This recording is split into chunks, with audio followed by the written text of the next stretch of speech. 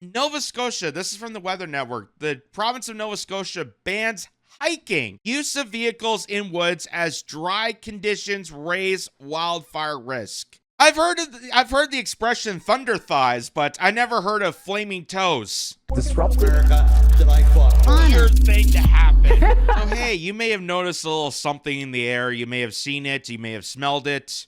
If you smelled a little burning, do not panic.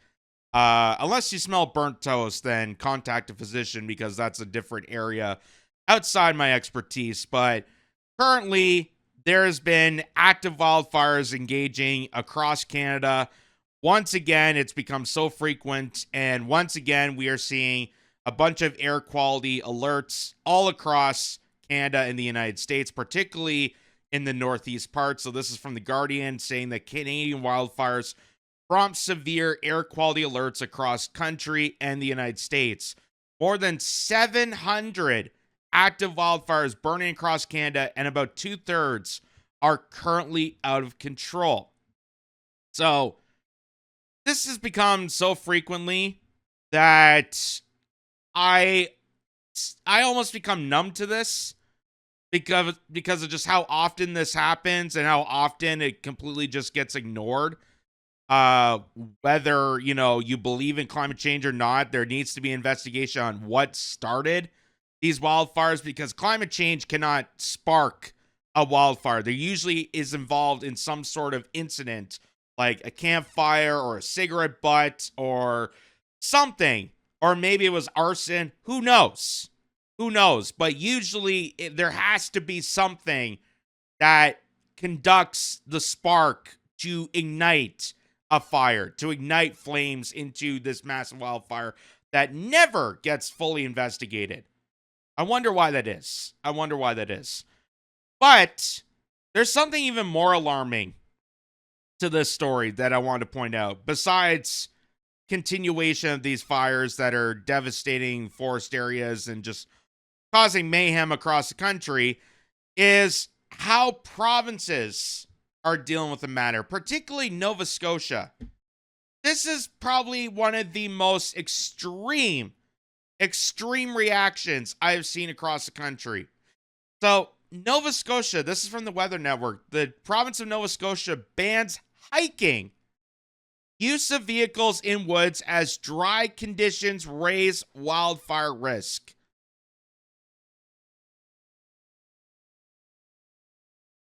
I've heard the expression thunder thighs, but I never heard of flaming toes. Hiking, putting your foot in front of the other in a path, walking outside, enjoying the fresh air, enjoying the summertime, the very little summers we have in this country, is getting banned in Nova Scotia. Because why? Apparently, walking ignites fires. That's what they claim.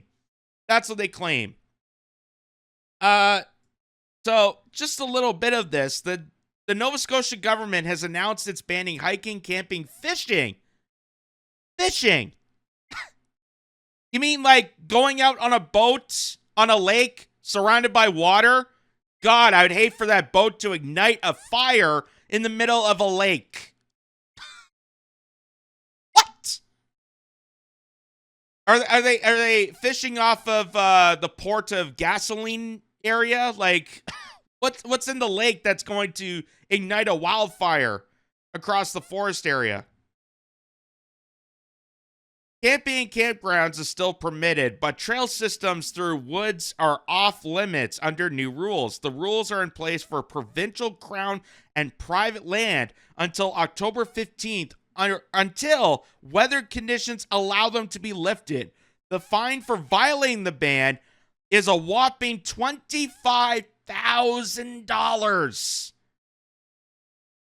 $25,000 for you to actually enjoy summer. I've seen more severe crimes with lesser fines, with less severity than this. $25,000. That's more than some people make annually.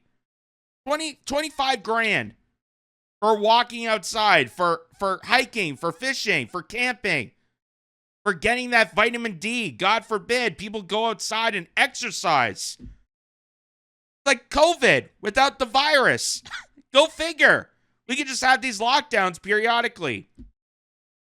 So here, this is CTV News reporting on this, and they're about to show you the premier, Tim Houston, and this is his explanation on why Nova Scotians and Canadians have to find 25 grand to enjoy a summer.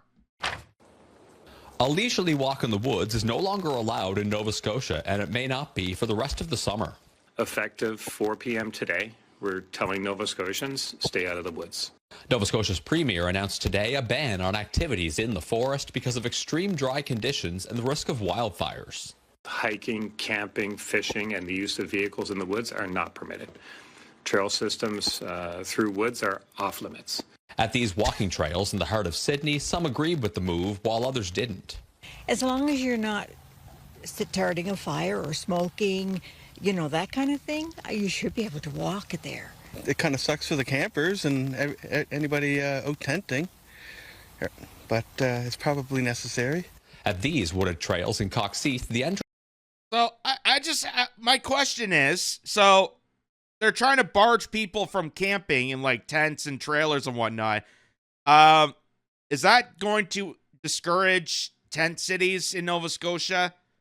Just saying, the people that are living off on the streets because of the economic conditions in this country, the fact that Canada just completely threw our entire civilization under the bus for many years, that forcefully put people onto the street. The people that live in tent cities, are they barred from having shelter because of this ban? Are they barred from, cooking a hot meal because nowhere else will deal with that? Just curious, just asking. Because if you're restricting people of camping, then your logic would suggest that too, that homeless people would also be barred. Is blocked off. The people who run the trails say while they understand the province's move, it's also unfortunate. So there's some expansions and upgrades that we had hoped to finish this summer that, depending on how long this goes, it will be slowed down. According to the province, the penalty for violators will be the same as it is for the burn ban put in last week, $25,000, though camping is allowed at registered campsites and some exceptions will be made for work in the woods. So I don't know if you heard that. So the $25,000, it's already a fine if you violate the burn ban, meaning that if you engage in igniting a fire in dry conditions, you have to pay that fine. So how does that equate to that same fine applying to people taking a simple stroll in a trail? How does that fine apply to people enjoying a summer that we barely get in places like Canada here? We have very kind of long winters. It's kind of depressing. It's kind of gray and dull in many months of the year. Now when we finally get sunshine and exposure to the greatness of the outdoors, people like this premier, Tim Houston, go to the extreme of saying, hey, you can't have a summer. Why? Because climate change, wildfires, dry conditions. Boy, if only we took the resources of, instead of putting the money overseas in endless warfare or giving us a tax break or investing into our donors, imagine we invest that into the provinces. Forest management, bring water, things that would actually benefit the community, instead of barring the community from enjoying summer.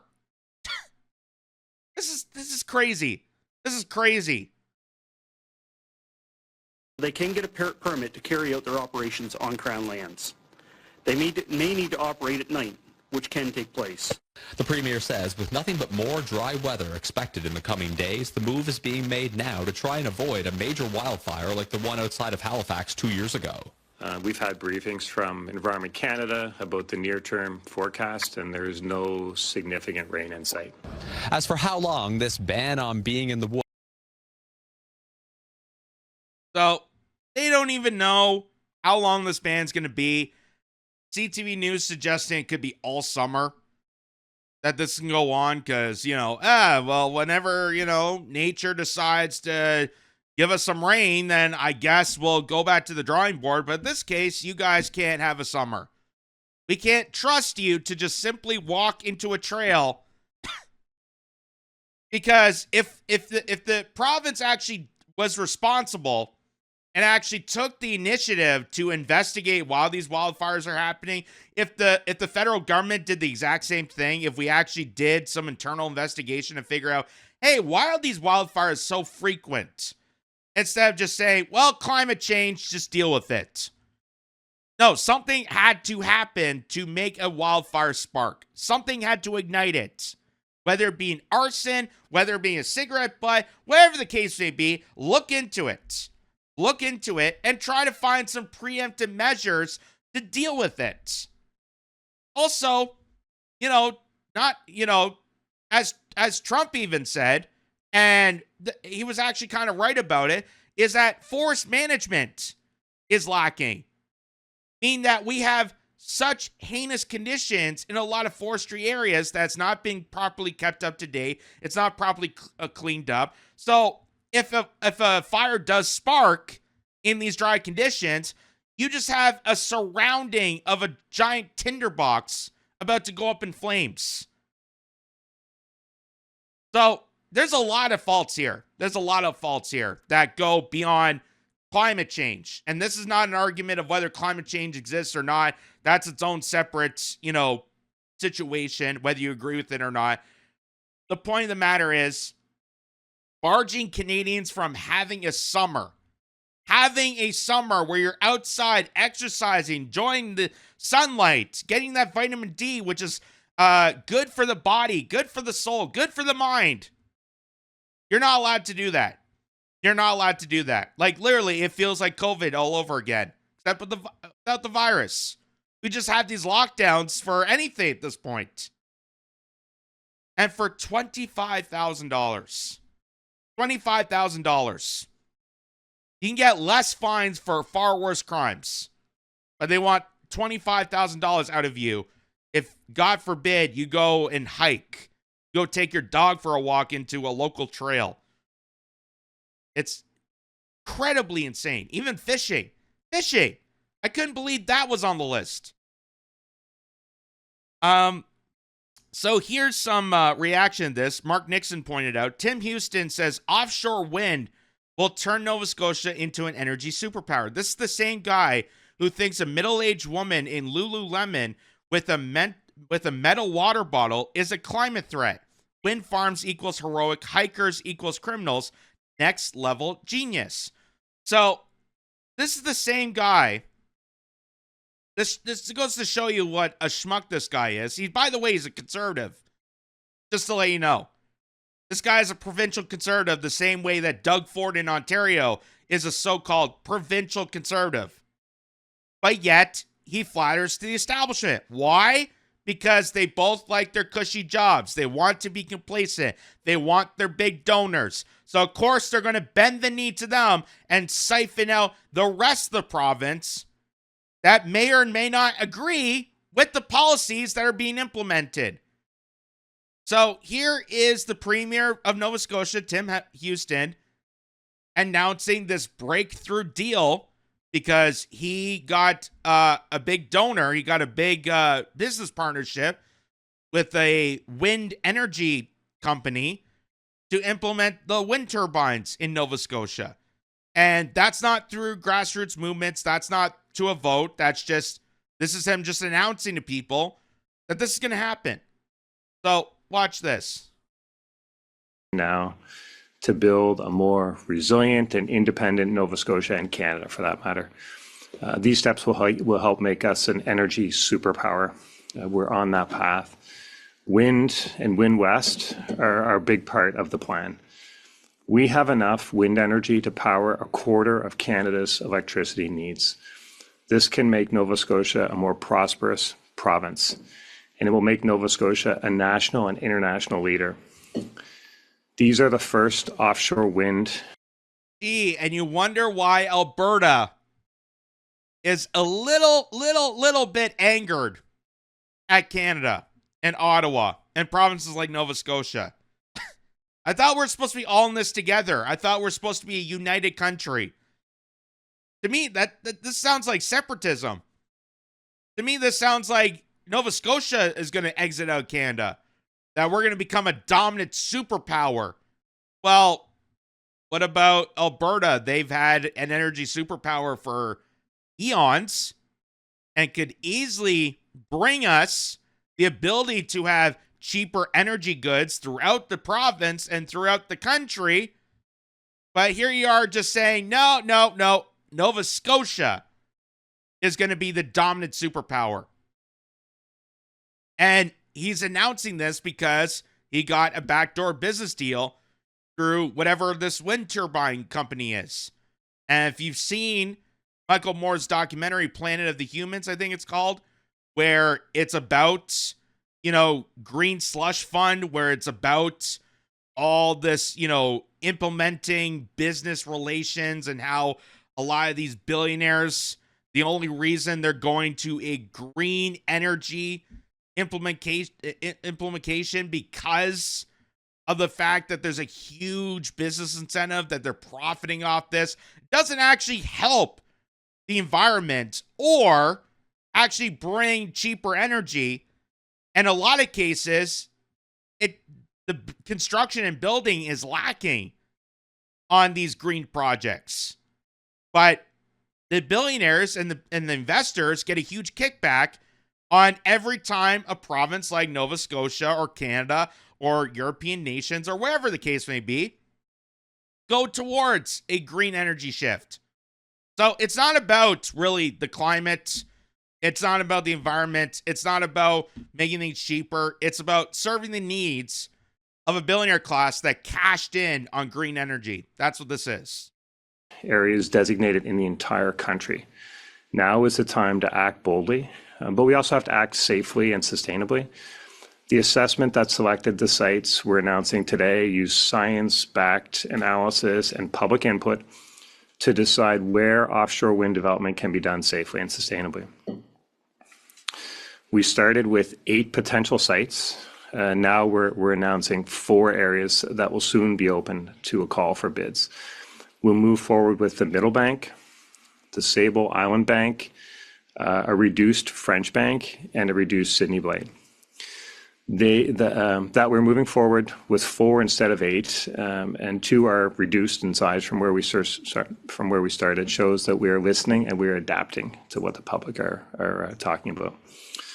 But this is a chance for us to take charge of our future. And it is a chance to make Nova Scotia and the rest of Canada more self-sufficient. We don't want to rely on the US for energy, like natural gas flowing through the States to reach us. We want our own. We don't have to. We never had to. We have a huge dominant energy power in the province of Alberta. Do you ever wonder why the people preaching for Alberta separation, why they're so angry, why they get frustrated, why they feel like they get thrown under the bus constantly with stupid arguments like this? Hey, we already could be an energy superpower. We don't have to rely on the United States. We could already be doing this. But, of course, because of the idiocracy that we currently live in, the same premier that wants to fine you for going on a hike and enjoying summer by camping or fishing, that same guy is going to sell out the province to a billionaire green escapade to manufacture these wind turbines that may or may be effective, who knows, and not really care whether or not it actually brings cheaper, affordable, reliable energy to the rest of Canada.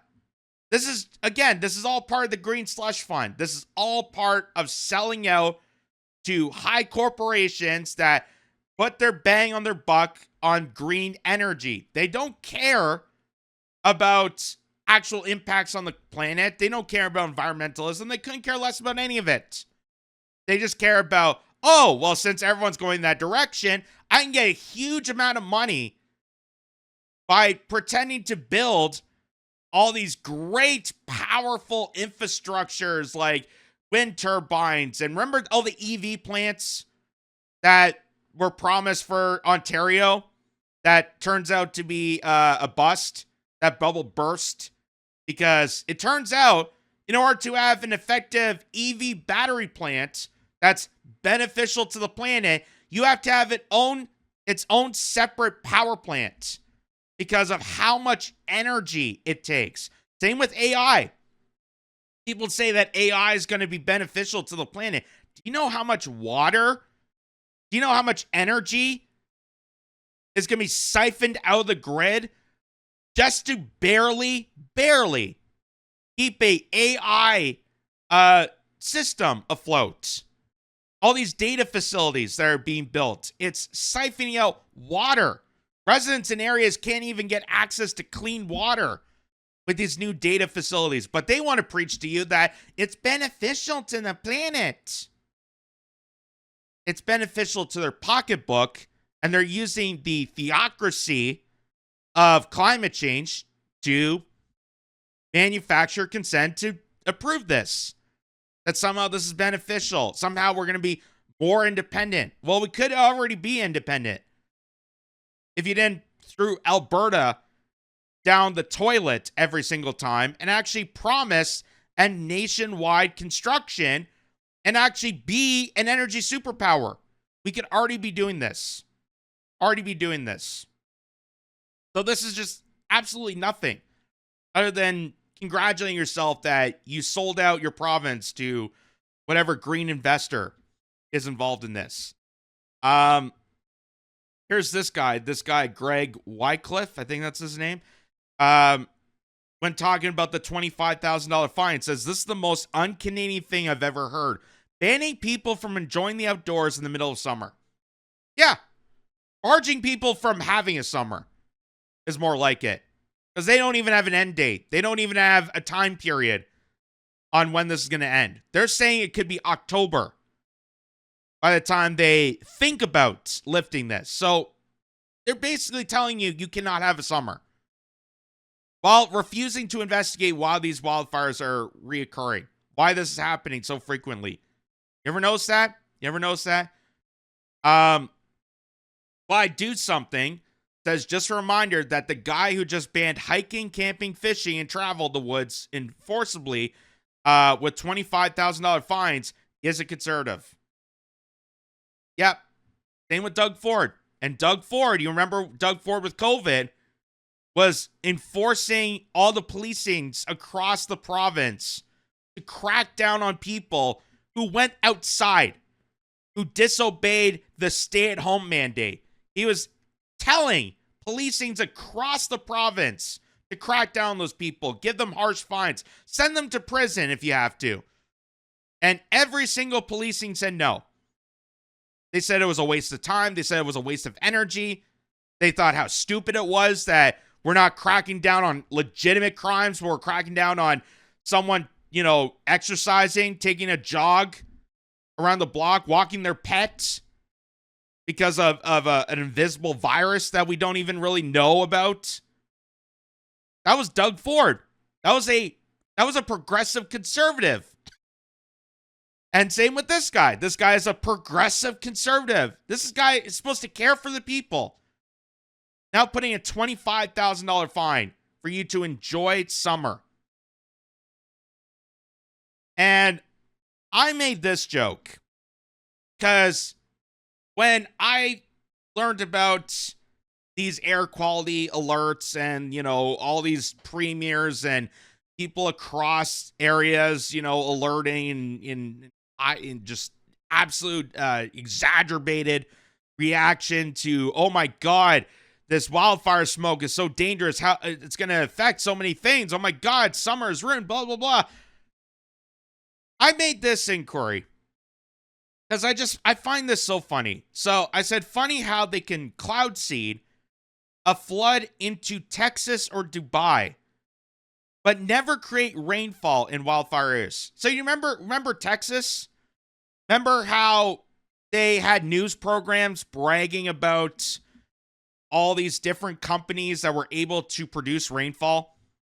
Cloud seeding.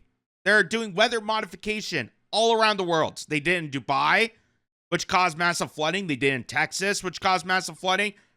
They do it in all these specific areas.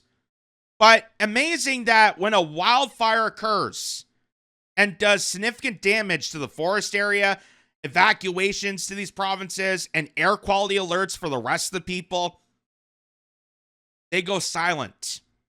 Isn't that kind of interesting? Is that kind of interesting that these cloud seeding technological experts that claim that this is beneficial to humanity, they're never in sight when it comes to emergency?